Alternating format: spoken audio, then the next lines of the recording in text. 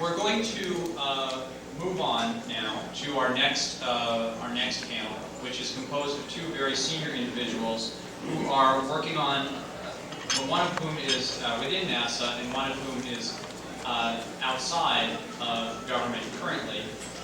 And what I would like to do is to start with the gentleman here. Let me provide a little bit of context first.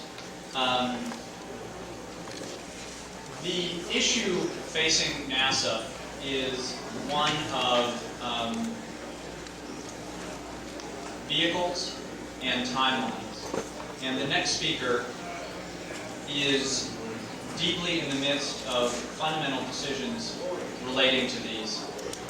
Chris Shank is Special Assistant for Exploration at NASA headquarters and is really in the, I think it's safe to say, inner circle of those who are thinking about fundamental decisions that will be shaping how NASA goes forward in developing new spaceflight vehicles, and in particular the crew exploration vehicle. These are exciting times in NASA with a new administrator and a team that has clearly shown that it doesn't want to do the same thing again. It wants to do things in new ways. And Chris has kindly agreed to come over and speak with us for a few minutes about that. Following Chris will be General Robert Dickman, the Executive Director of the American Institute for Aeronautics and Astronautics. General Dickman has a long experience within the Department of Defense as really leading up acquisition efforts on the space side for many years. And it's really a great privilege to have him with us and to have him able to contribute his comments on the future of spaceflight, and in particular large programs related to space acquisition. So we're going to start with Chris, and then we'll have some comments from General Dickman. Please welcome Chris Shank.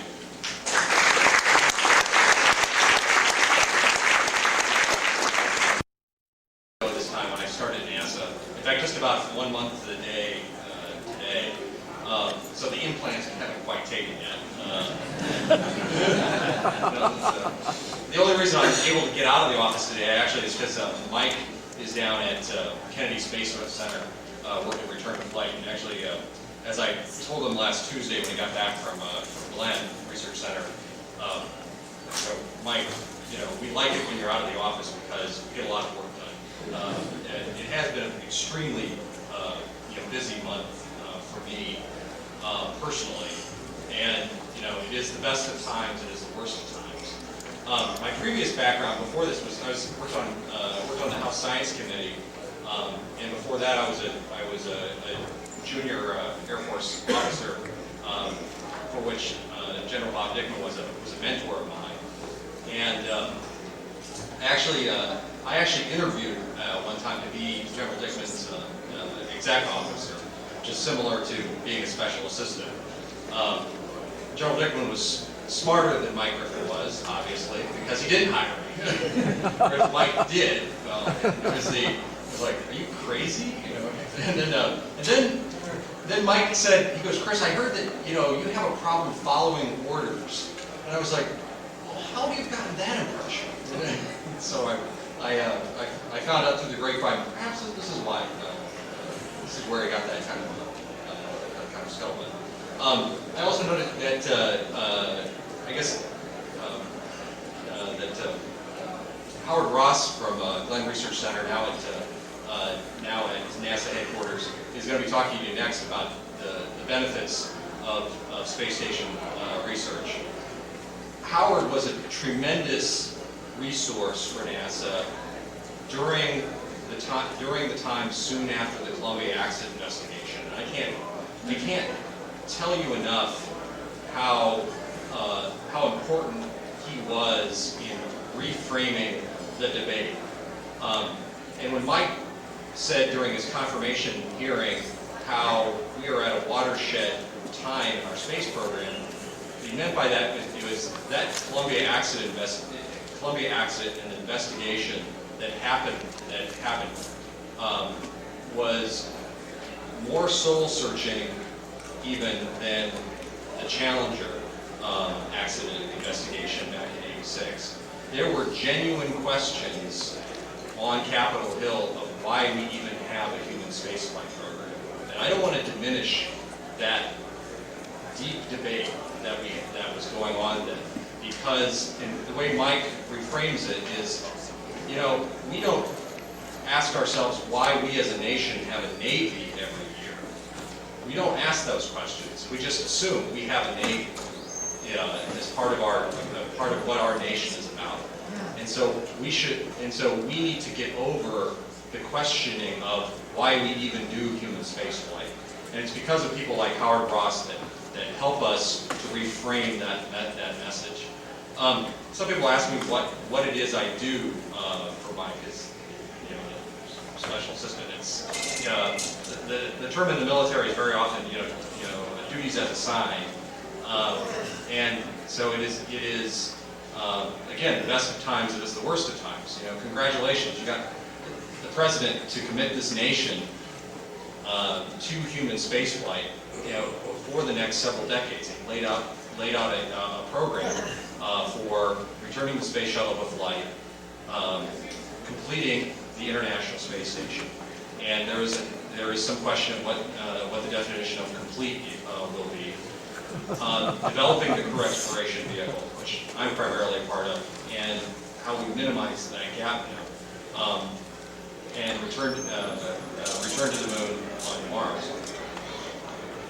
That lays out a several decades plan, so that hopefully we don't, as a nation, hopefully not with every congressional cycle or every presidential administration, we have to go revisit this debate anymore. And that is what you going to Capitol Hill, talking to your representatives, that's what that's about, and that's very important at this time. You need to solidify that over the coming years, or else people will try to reopen this discussion. That I think is pointless myself, but that's a personal opinion. But everyone is entitled to their opinion. As I've learned working in this town for a few years.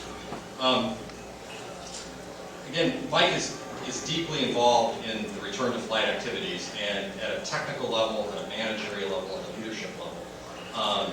And that is his primary. He will, has told chairman of appropriations committees he cannot appear before them because he's got return to flight meetings.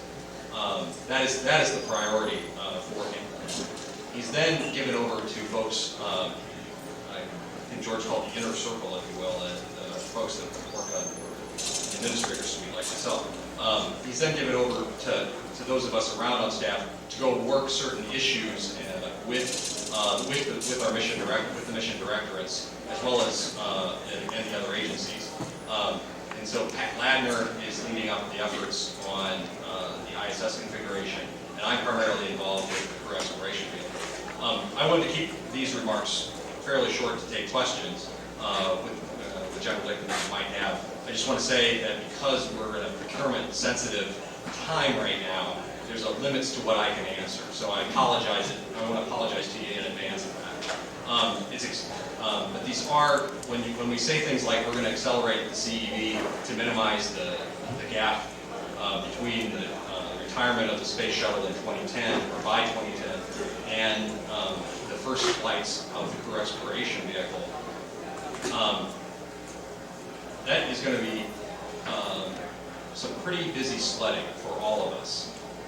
So congratulations, you got the president to give us the vision for space exploration.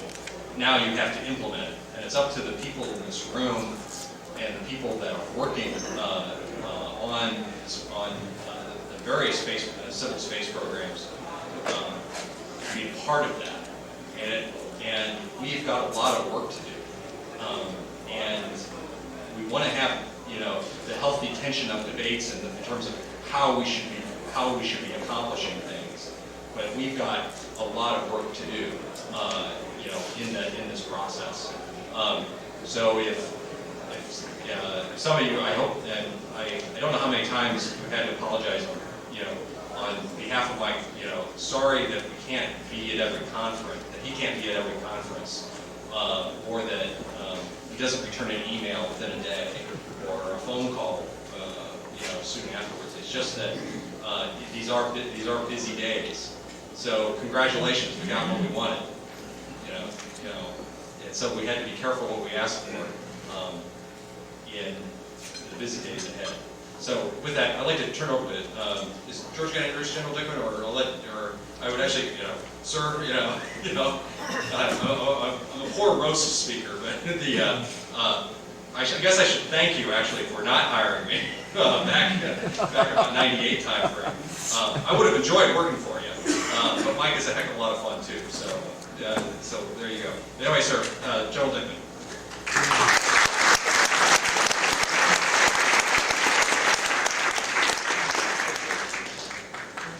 Thank you, Chris. Thank you, George. Thank you, the National Space Society, for the conference. As has become clear from my introduction, I've spent the last 38 years or so as a bureaucrat in the space business. George started the conference by asking, "How are you doing?" If I were to do that at a conference that I used to speak at, first somebody would say, "Why are you asking?" And second, they say, "You have need to know." It is good to be sharing time with Chris, and it's true. I didn't hire him as my exec. He had far better things to do with his life than run a desk outside my office. And as you can see, that's work. I hope all of you got to the first session. Absolutely fascinating time. I had read about Conrad Dannenberg for years. His son is, in fact, the head of our finance committee, which means my boss most of the time. But to have you here is just superb. It's a great opportunity for all of us. And then to hear Bert McCann talk about what he did. Actually, he and I share several things. We both believe very strongly that commercial is the way this industry has to go forward, this business has to go forward. Second, we're both over 60, and third, we both wish we had a better golf game. What we don't share is skill. He is good, I'm not. I can do paper probably better than he can, for which he's glad, and I'm really glad that he can do engineering better than I can, because he does things that work. And he has the commitment and the risk-taking to make it happen. And boy, we sure need that. Those two people are my heroes, at least. They're icons in the space transportation business. Conrad at one end, and hopefully Bert not at the other end, but at the end of where we are today, and the start of an entire new way of thinking about how this business has got to move forward. Perfect people to be in your ticket to space. I will tell you that on the retirement that comes from a government career, you can't probably afford a ticket on whatever Bert's going to go fly, but if you were to have discount fares for early purchases, I'm in line. If he ever needs a free pink body to put on the first flight, I'm in line. And I'm absolutely confident that my son, who is 15 now, will go to orbit, and he won't go to orbit as a NASA astronaut. Sure hope. As much as I'd like to pursue tourism, that isn't that I hope he doesn't go with NASA. I would love to talk about space tourism for a long time, but that's not the subject. It's the new NASA. We in AIAA are probably the only group of people that have really mixed emotions about Mike Griffin being the administrator of NASA. It has nothing to do with us not wanting him to be there, but last week he was supposed to become our new president. But the policies of the government say he can't be both the president of our organization and the administrator of NASA, and for some reason he chose the NASA job. Good for NASA and good for us. Great to have him in that job. After listening to Bert, I'm not sure that I'd like the mantle of responsibility that Bert put on him for all the change that's going to have to happen, because he's got a big bureaucracy he's got to work through, he's got a big Congress that he's got to work through, and he's got very big programs that have to get done. That's one thing that's changed for NASA. The exploration is obviously another. It's a couple of years old now, but I think what we'll see over the next 2 years will make everything that's happened in the last 2 years pale by comparison. And then budgets are not going to get any easier. Anyone who's looked at the budgetary trends, not for NASA, but in big budget, cannot be possibly optimistic of rapid growth in the NASA budget over the next 5 years. Staying even and staying with a few percent growth will be very good. And certainly we hope that's going to happen.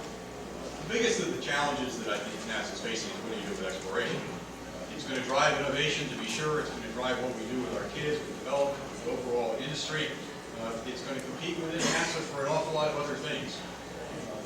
Shortly after the vision was announced, AIAA came online completely in support of the vision.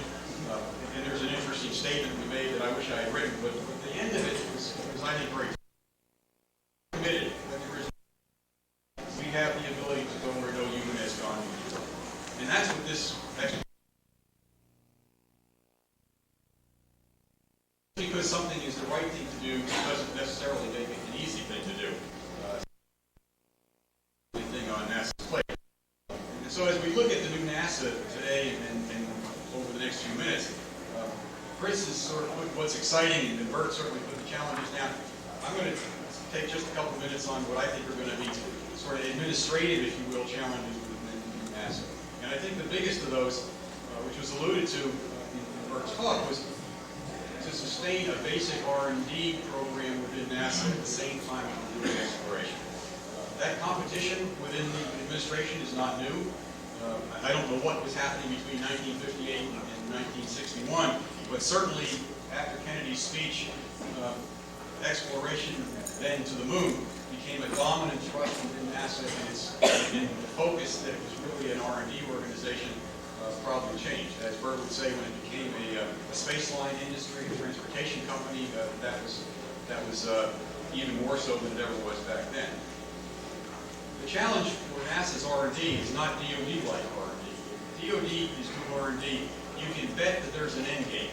There's a small group within the research and development community that gets away with doing something else, but it's really, really small by comparison to what needs to be done. We use trite words like eating our seed corn. They may be trite, but they're also true. The challenge is how not to do that. How to keep an investment in that basic technology in three areas, if you will: aeronautics, astronautics, and science. Aeronautics is not the big deal for this group, but as my bosses tell me, the elected leadership in AIAA, American Institute of Aeronautics and Astronautics, after you get past the American Institute part, the first A is Aero, not Astro, and so this is an unpaid political announcement commercial for aeronautics. Some of it's going to have direct application to where we're going to go in astronautics, and that's hypersonics. Mike has talked to that. He said he wants to do more in hypersonics. It's going to be tough in 06, but 07 is the budget that he could probably most really influence. But I would suggest to you that there's a whole bunch of other things that underlay an awful lot of what Bert talked about earlier in propulsion, aerodynamics, structures, avionics, and then more on the commercial side, emissions and noise and that sort of thing, that are fundamental to our industries, whether it be the kind of things that Bert's doing or the kind of thing that Alan Mulally's doing at Boeing Aircraft's airplane company. That's what's kept us at the leading edge in the industry. It's what kept us at the front end of the commercial marketplace, and we've got to keep doing that, or we're going to lose that edge. We're very much on the cusp of losing that right now. I don't know whether what we're doing or what we were doing a couple of years ago was the right aeronautics work. It's not the field that I've been in, but I'm absolutely positive that deleting it and replacing it with nothing or cutting it by 50% is not the right answer. Science is a little bit different challenge, and part of the science is a word game. Science, as it's structured within NASA today, includes a lot of things that weren't under a simple science bucket before, but if you think of the planetary science, the space science, and the earth science, they're now under one lump. And if you go to the science directorate, they'll tell you that their budget is actually up. Not up much, but it's up. If you dig down a little deeper, the science that's related to exploration is up, and the science that's related to Earth is down. That's going to be a tough trade within NASA. I believe that we are on a path with the work that's been done on looking at solid and unsolid Earth over the last 20 years, that in 20 years or 30 years or some timeline ahead, we will be surprised that we were not able to now predict earthquakes and predict volcano eruptions and predict tsunamis, because we'll know enough about the Earth to be able to do that. That path line of understanding the science of our body is growing so quickly. The risk is we're going to fall off the edge of that cliff. And so that's another challenge that NASA's got to work through. I'm fascinated and very pleased that the debate has sort of gone public about turning off old satellites, whether it's the visual one, not repairing Hubble, and while I think Burke's comment was right about NASA then. I believe the decision from NASA now will be to go prepare Hubble. In fact, there's no doubt about that. I'll buy you dinner if it doesn't turn out to be true. And not by a robotic system, by a shuttle flight. But also satellites that are at the edge of the influence of the solar system. I can't imagine that a satellite that costs us a couple $1 million a year to operate, or a few even $1 million a year, that is returning information that cannot be gotten any other way, is in fact data economy to keep operating. I can't imagine anything that is better science per dollar than doing that. So it's great that that's being looked at. The third area is astronautics. The simplest one for me in astronautics is to look at launch and propulsion.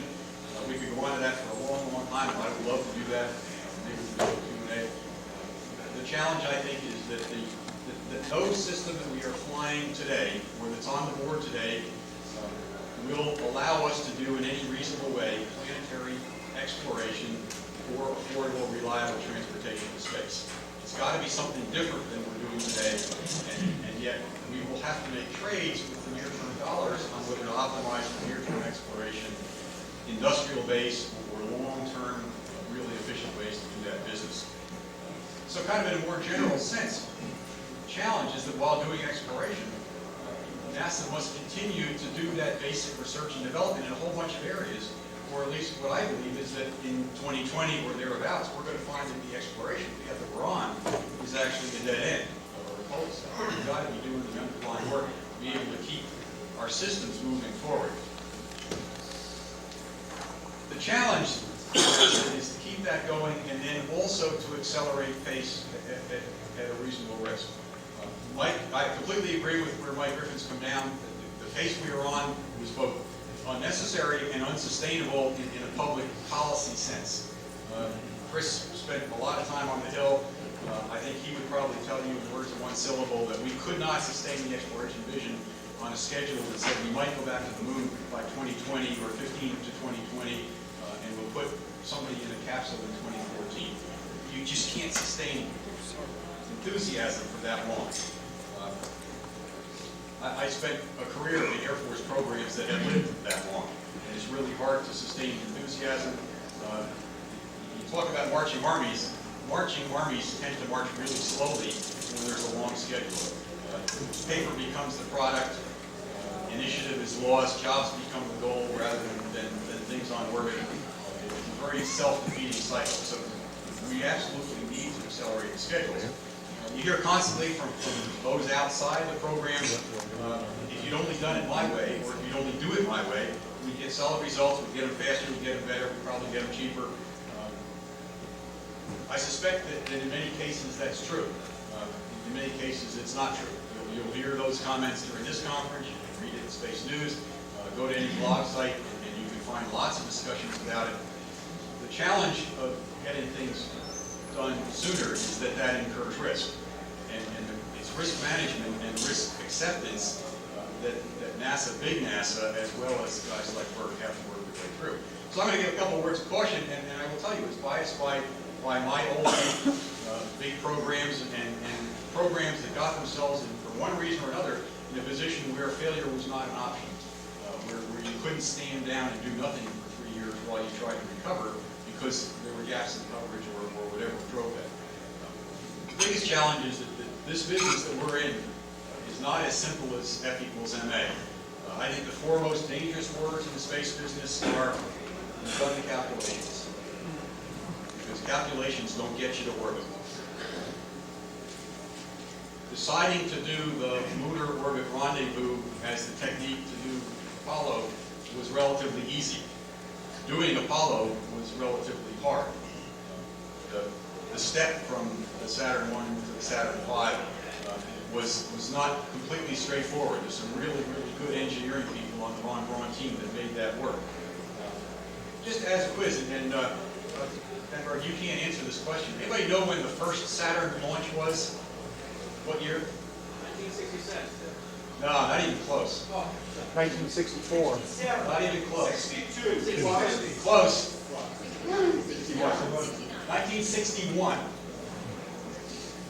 We're Wernher von Braun built the Saturn without knowing what it was going to go do because he believed it was the right thing to do, and we could take that path to the Saturn V. But an awful lot of that engineering had been done before, long before Kennedy's speech was given. The easy places to cut in trying to accelerate schedules are technology maturation up front. Saturn flew in 1961, and integrated system test. I've lived through some of those decisions that were bad. The space-based infrared system is one. Many of you lived through Hubble, another place where integrated system tests might have changed the outcome of that early satellite. In test, if you fail in test, you have a marching army that keeps marching and keeps getting paid. If you fail on orbit, unless you can go back and fix it like Hubble, you're really in a deeper hurt. Those who have lived that problem are sort of nodding their heads. Those who haven't, it just confirms that I'm a dinosaur that lived in an old age. And that may be true, but I think that you'll find that Dr. Griffin will also worry about those kinds of challenges of where he has to cut in order to reduce that gap between shuttle and CEV. Let me do one more thing, and that's make a suggestion on where the new NASA finds headroom. Headroom to do things. And that's clearly stepping into quicksand. First thing is start working on better solutions to 1980 problems. We've got an awful lot of people who are doing really good science that isn't going to get us to Mars any faster.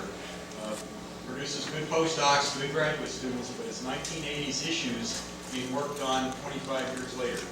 We need to identify what will make a difference in performance and in cost. 2 seconds of ISP may be a really big deal if you're trying to get a better SSME. 500 or 1,000 seconds of ISP is what we need to do either to get to Mars in orbit or to use an aircraft-based first stage, which, by the way, has a really high ISP because it takes its oxygen out of the air in order to get things to orbit more effectively. We also need to really address the infrastructure that exists within our government structure. Discussion in Aero lately that I've become aware because of that first A and the second 2 A's about wind tunnels. I am not a wind tunnel person. I wouldn't know good wind tunnels from bad tunnels. I visited Ames, I visited Langley, visited Arnold years ago. But a comparable situation, I think, exists in wind tunnels and in rocket test stands. At Ames, or at Marshall, at Stennis, and at Edwards. Every one of those test stands is good, every one is unique, and it's an enormous infrastructure, enormous dollar train, enormous intellectual drain that perhaps we're not going back to the end customer and saying, which one of these are really important? And what part of this infrastructure can we take down?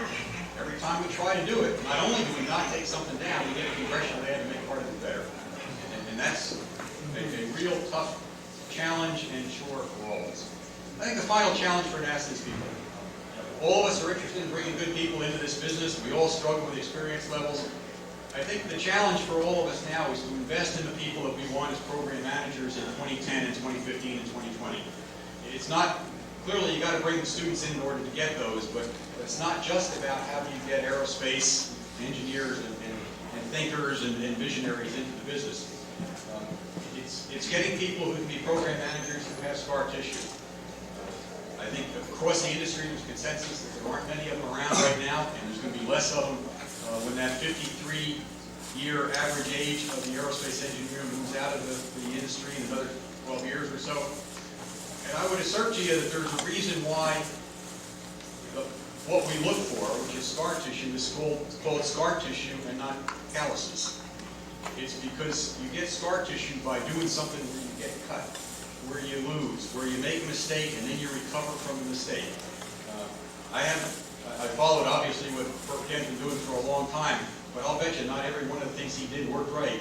There's scar tissue on that man. He's learned how to do it. He's learned how to recover from it. You do that with small programs, lots of starts, things that you can fail and recover from, and not walk away from. I think the new NASA is going to be a great place to work. Great boss, he's going to do great things, but it's going to have to be done with our help. So, let me now open it up to questions for Chris or myself. And Chris, General Dickman was a guy I used to know when I used to look in the mirror, but that was a long time ago.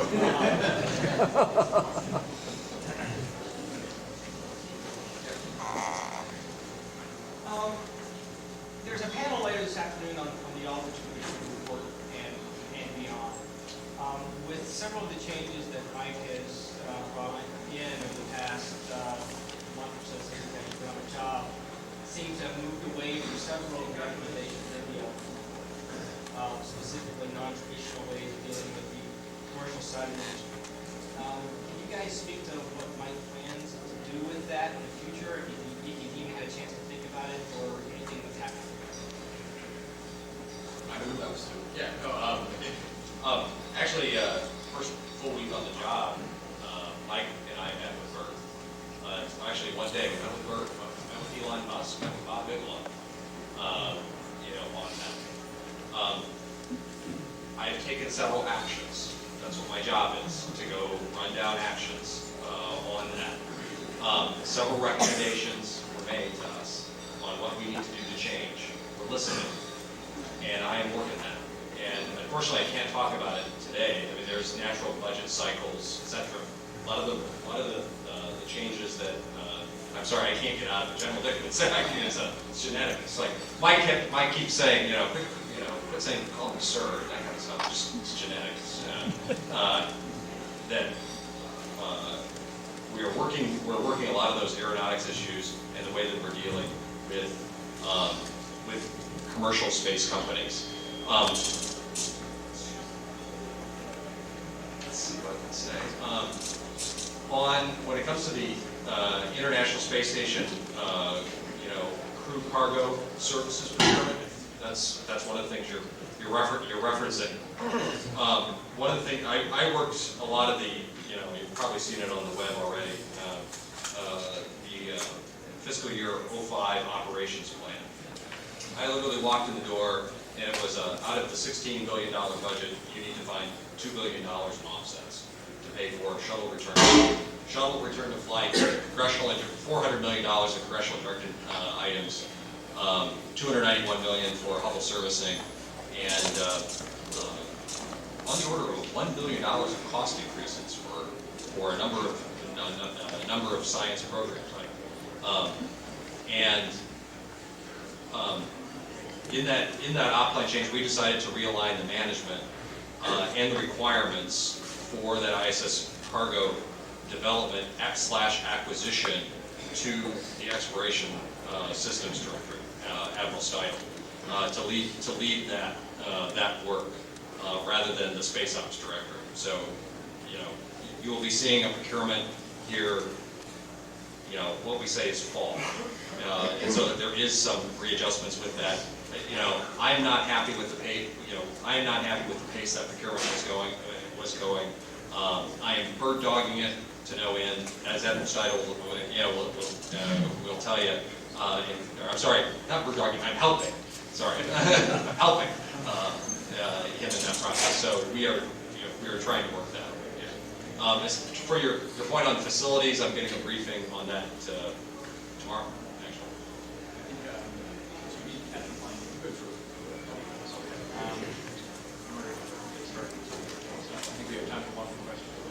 So one more question. Chris, Bert Rutan had some very strong things to say this morning, utilizing the word risk and courage. I'd like your take on how those words apply to NASA, and how they might apply to your personal responsibility. As I recall, the office. I apologize for not making this morning. I apologize. Bert goes, I've been waiting for the day when I was in the NASA administrator's office. He pulls out the, and so that was our discussion. I said, can I take those notes? I think it was risk, courage. That's what we called some determination in there. In fact, I'm having dinner with Bert tonight.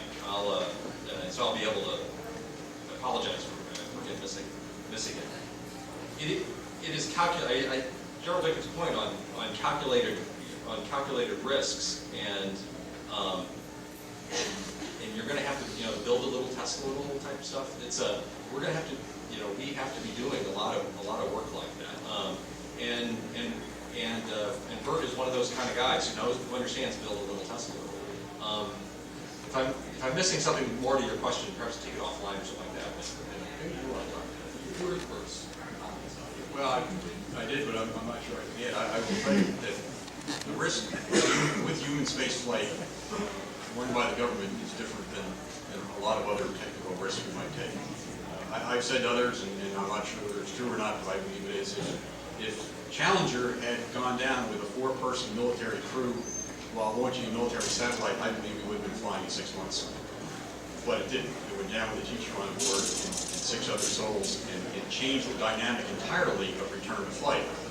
And NASA cannot be uncognizant of the dynamic associated with the public's perception of human spaceflight. All right, let me thank our 2 panelists.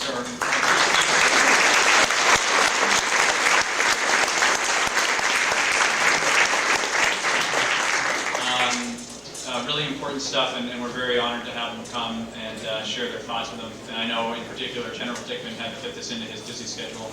Well, both of them are incredibly busy right now, so thanks to both of you for coming.